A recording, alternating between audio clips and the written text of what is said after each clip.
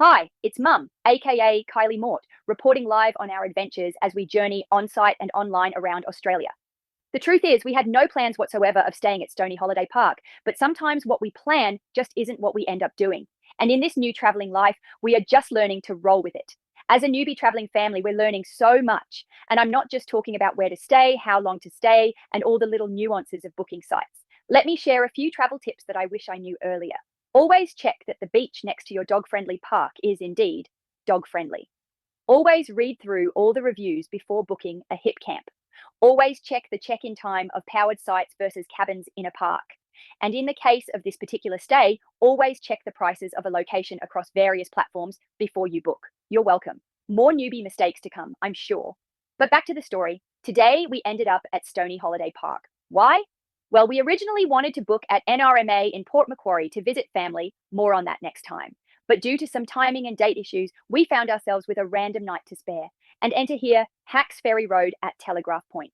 I was actually looking for a cheap, dog-friendly hip camp out of town. What I didn't expect was one of the best locations we've had so far. We booked through the hip camp profile, and the amount of detail they sent with the introductory message, amazing. Since we were just staying for one night, we decided to go non-powered, which, by the way, ended up being a great way to test the warranty repairs. That sadly was still not repaired.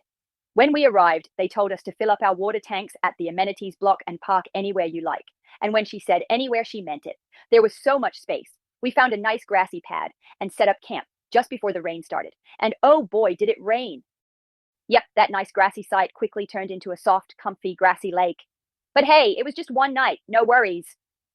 The next morning came, moving day, but more importantly, we had until our 11 a.m. checkout to make the most of the water park. It was far too cold for me, but Dad, he was coerced into getting in on the action. Meanwhile, Bingley enjoyed the shoreline as the kids made the most of the huge inflatable park. So, here's a little pro tip on what not to do.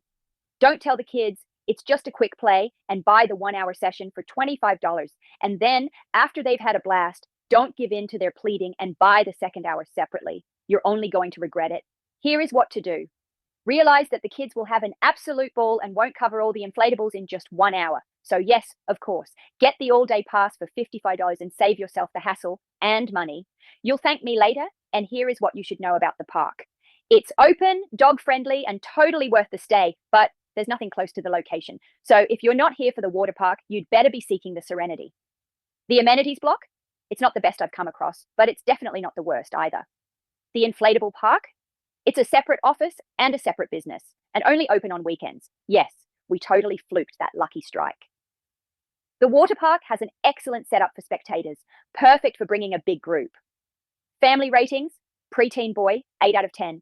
Teen girl, 9 out of 10. Dad, 8 out of 10. Mum, overall, 9 out of 10. It was a great short stay, but I can tell you, weekend pricing could get a bit expensive if we stayed longer. But you know what? Despite all the little quirks, it was serendipity. We ended up with one of the best locations for a perfect overnighter.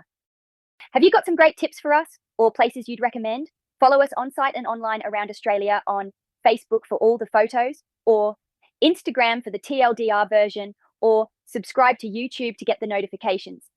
Alternatively, did you want to hear all the juicy gossip about what can and does go wrong with custom-built caravans? I've got the scoop. Contact me directly. We have plenty of time to share all we know as we wander along. Because to be honest, regardless of the very questionable purchases, ratings, and all that stuff, we are really just living the dream.